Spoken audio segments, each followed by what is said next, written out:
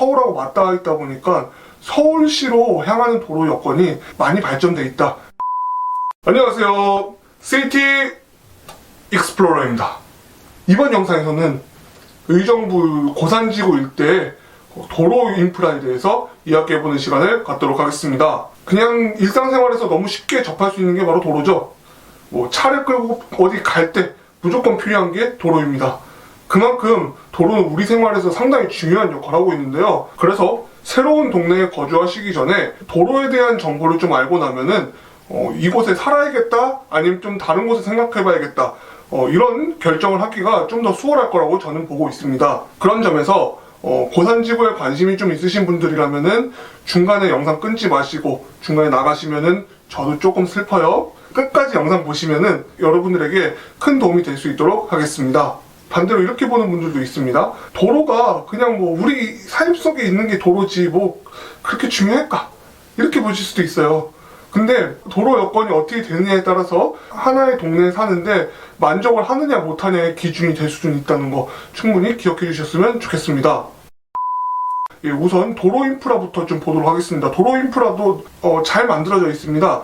이게 어떻게 된 거냐면 의정부가 다른 수도권 지역에 비해서는 좀 도로 개발이 빠른 편은 아니에요. 지난 영상에서 언급을 했지만 저는 여행으로도 책을 써본 적이 있을 정도로 정말 이곳저곳 다니는 걸 좋아했는데 그 중에서도 의정부 정도면은 거리에 비해서는 시간이 좀 많이 걸리는 동네였습니다. 도로 자체가 그렇게 발달이 안 돼서 그렇다고 보시면 되는데요. 2000년대까지도 우리나라는 경부고속도로 축 개발에 엄청난 집중을 해왔습니다.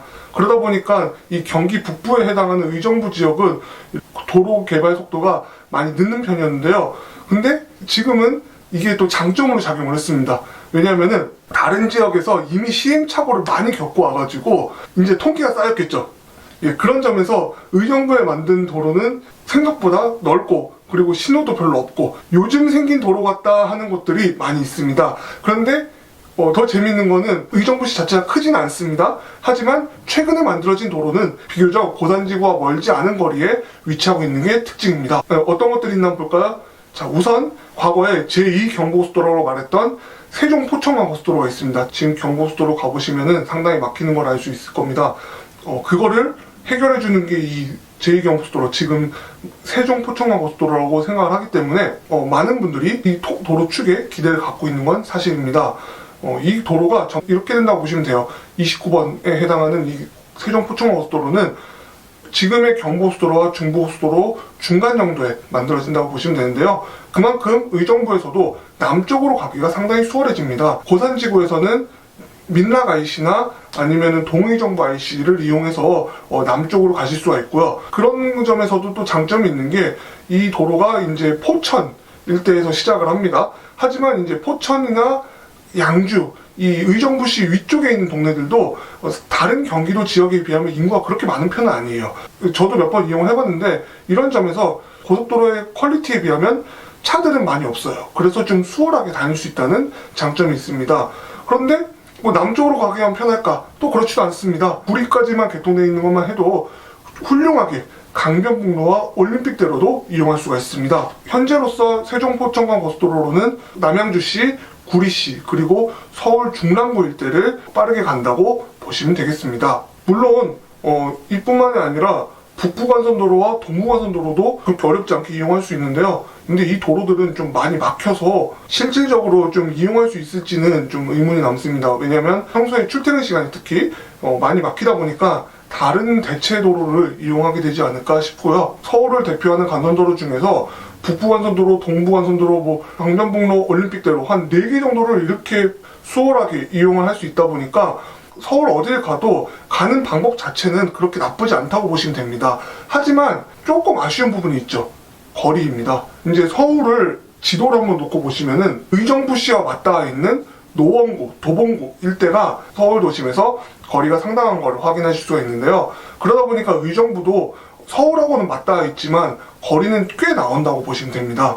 서울로 왔다 갔다 이제 하시는 분들은 대중교통 요금이나 아니면 이제 기름값이나 이런 것들이 조금은 더 나올 수도 있다는 거, 이 정도는 감안하셔야 되지 않을까 싶고요. 그렇다고 해서 확 멀고 이런 건 아닙니다. 근데 지금 경기도 수도권이라는 범위가 워낙 넓어지다 보니까 지금도 제 생각에는 의정부 정도면은 그냥 서울과 맞닿아 있는 경기도에서는 조금 멀지 몰라도 그렇지 않은 경기도에 비하면 훨씬 더 서울 진입이 수월하다, 이렇게 저는 생각을 하고 있습니다. 의정부 고산지구 일대는 전반적으로 위치를 봤을 때 의정부시에서 완전 동쪽에 위치하다 보니까 의정부 시내, 흔히 말하는 이제 의정부역 일대죠.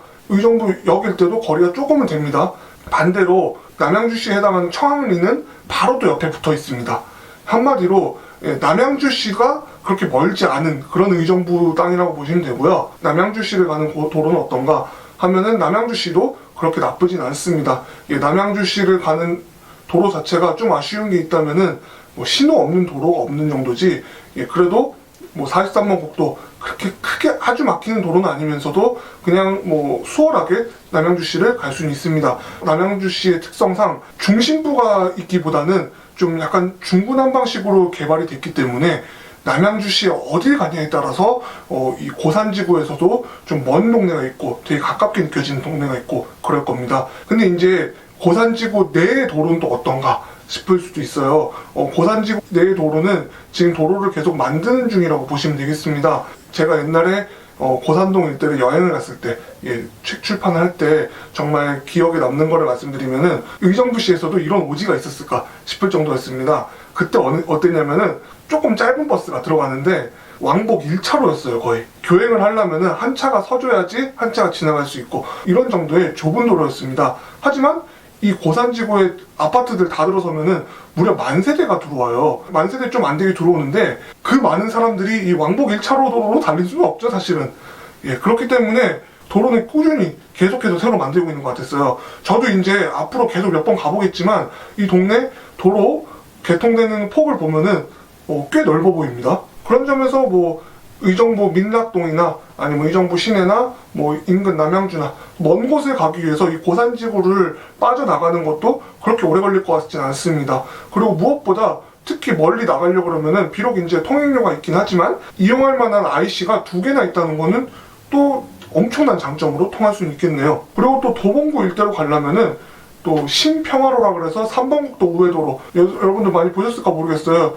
이 원래 있던 의정부에서 양주를 향한 도로는 이제 교통량도 많아지고 신호가 있기 때문에 빠르게 이동하는 데는 한계가 있었습니다. 10여 년 전에 이 도로를 대체할 만한 우회도로를 만들었는데 이 도로가 고산동 근처를 통과를 해요. 고산지구에서도 이 도로 이용하기가 상당히 수월한 편입니다.